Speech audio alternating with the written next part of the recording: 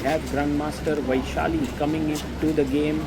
She is here with her mother Nagalakshmi, and she is coming on the back of a victory that she managed to score in the previous round. Vaishali managed to win her game against Katrina Lagno in a brutal attack, and here now she's facing a very formidable opponent in the form of Tan Zhongyi. Tan Zhongyi, the winner of previous candidates and clearly one of the best women players in the world. She played the World Championship match against Ju Wenjun, lost it, but here she is back fighting for another claim for that ultimate title. E4 is what Vaishali begins with. She likes that opening, and Tan Zhongyi, who's trailing the leaders by 1.5 points, says that I need to do something a little more tricky than just e4, e5. Knight to f6, attacking the pawn here on e4. And now Vaishali, generally people play knight to c3, but she plays her bishop out to d3, defending the pawn with her bishop. Black pushes the pawn to e5, gaining space in the center. And now the advantage of not having your knight on c3 is that you can put your pawn there and you can bolster the center. One of the ideas to equalize is d5 directly, but knight d7 and now knight f3 d5 has become more popular. So what Vaishali plays here has been played only in one game before, that too at a very low level. She plays bishop c2, and she's clearly fighting against the move d5, although it could have been played. b6 played by Tan Zhongyi.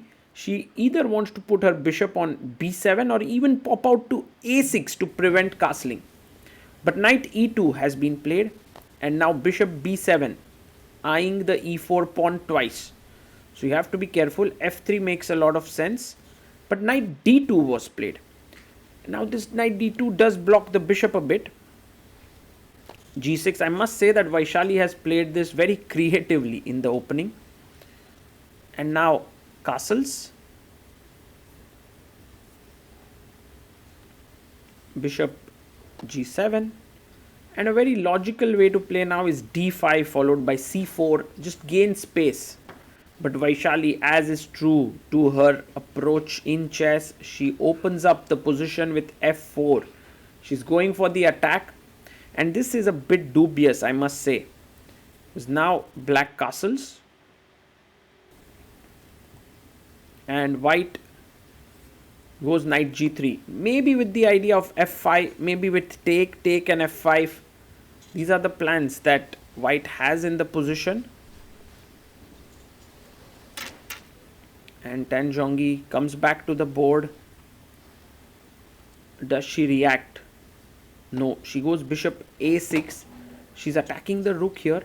But maybe you can begin with pawn takes and rook e1 so that you don't have to worry about your f pawn anymore. Let's see what Vaishali does here. Rook f2 could be later hit with knight g4. So she goes rook f3. Oof. Okay, this is getting very intense now. Rook f3. She takes. Tan Zhongyi. Pawn takes. C takes d4. Makes sense. And now c5 to strike in the center, because white has a huge center and she plays it c5. Okay, if you play d5 here, it's a playable move, maybe b5, but look at Vaishali, she goes all in. She pushes e5 and knight e8. And what Tan Zhongyi wants to do is first take on d4, then take on e5. That's her plan to attack. And let's see what Vaishali does now. She plays bishop e4, a great move, hitting the rook in the corner. So the rook has to move, rook c8.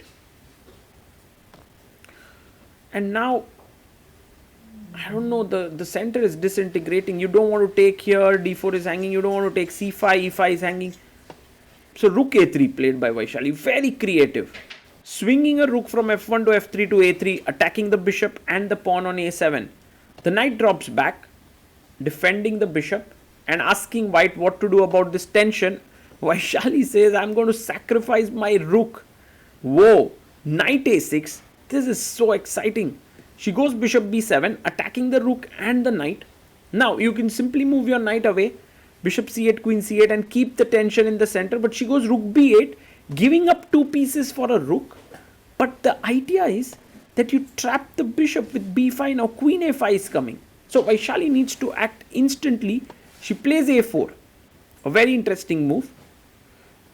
But Tan Zhongyi has everything figured out. Queen a5 pins the pawn to the rook. So if you take bishop b5, rook takes. And Vaishali does it. Bishop b5. What a game this is turning out to be. Who's right tactically is the big question. Rook takes b5. And now knight to c4 can be one idea, with the idea of b3 and bishop a3. It's a very tough idea. But Vaishali goes knight b3. She's attacking the queen and defending the rook. Rook takes b3 taken. Queen takes. And now you can give a check in between. But you can also begin with pawn takes d4. And she does it. Tan Zhongyi has played this game so well until now. So well. She's played like a true champion.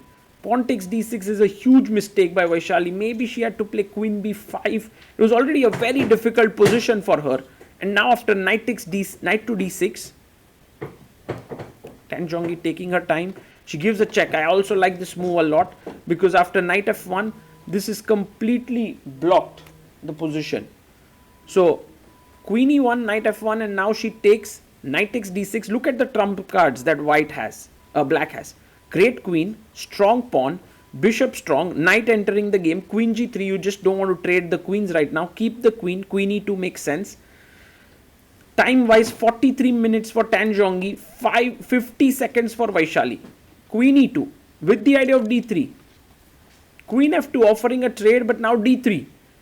That would be a great move. She finds it. Queen e2, d2 is winning. You either win a piece or make a queen. So bishop e3 played. And now rook e8. Just simple rook e8 move. No, she goes knight e4. A huge mistake. She simply misses that. Now Vaishali can take the queen. And Vaishali is like, thank you, Tan Zhongyi, because now I can take, and the rook controls the e1 square. The bishop had moved. Maybe she missed it. Rook e8, rook e1, something like this was just completely winning for her. I mean, it's a huge advantage with this pawn, but knight e4 takes knight g3, and now Tan Zhongyi is like, okay, I didn't really consider this happening. Rook e8 played, and now just simply taking the pawn, or even take here. She takes on e4, rook e4, and king f2. And what else? Takes, rook e4, king f2. Bringing the king in, defending the bishop, attacking the pawn. She plays it. Bishop takes b2 taken. And now rook b1, an important move. If you play rook a2, rook takes e3 is winning. So rook e1. She brings her rook to a good square.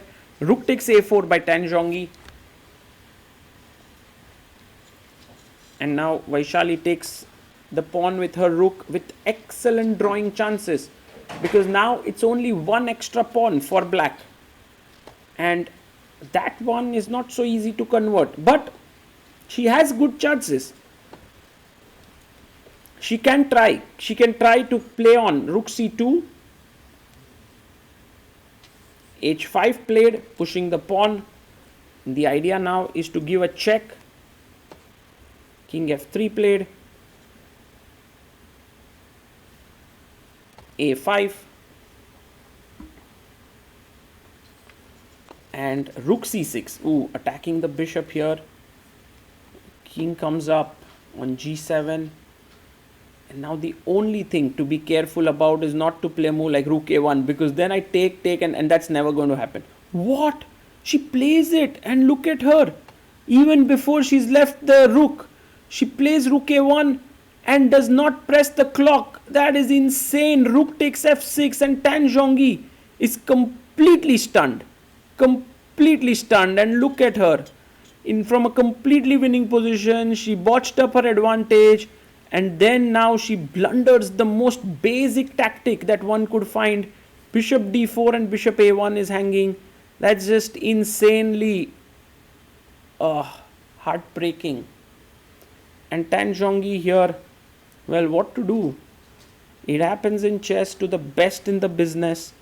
Even if she had played her rook to a2 or a3 would have been nicer.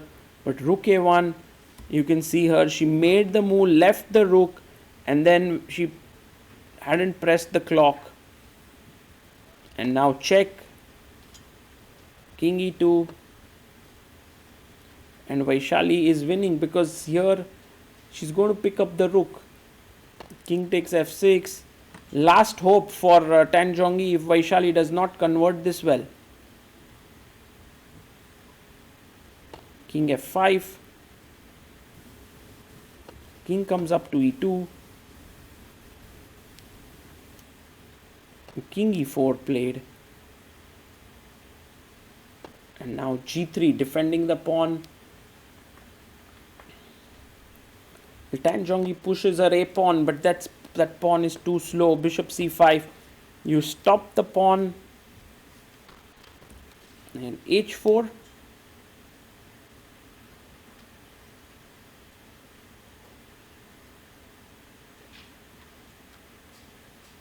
Now bishop e7, attacking that pawn in the corner. Takes on g3.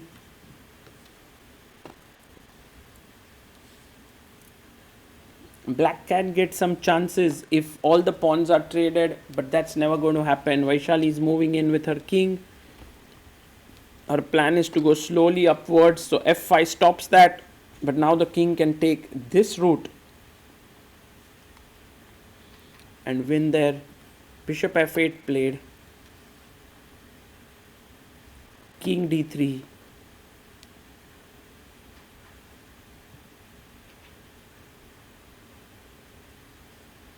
And now king g2. A good move. The king can go to h3 next. King e3. King h3. King f2.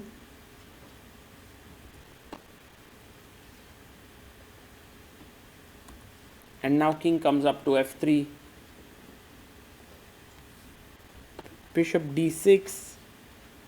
Defending the pawn here. Next g4 can come if the king moves away. King g5 is coming to win this. And Tan Zhongyi resigns. Vaishali wins. What a turnaround this was. What a game this was. Truly a stunning moment in chess that Tan Zhongyi missed that move, rook a1. And then she was shocked, even to that extent that she didn't press the clock for a few seconds. And Vaishali scores her second win of the tournament, and she's now on 4 points out of 7. She's now half a point behind Anna Muzichuk, and if she manages to win a couple of more games, who knows, she will be in the lead and very close to becoming the challenger. Let's hope she does that. Kudos to Vaishali, and our heart goes out to Tan Zhongyi for losing this game, but we are sure that she'll come back stronger.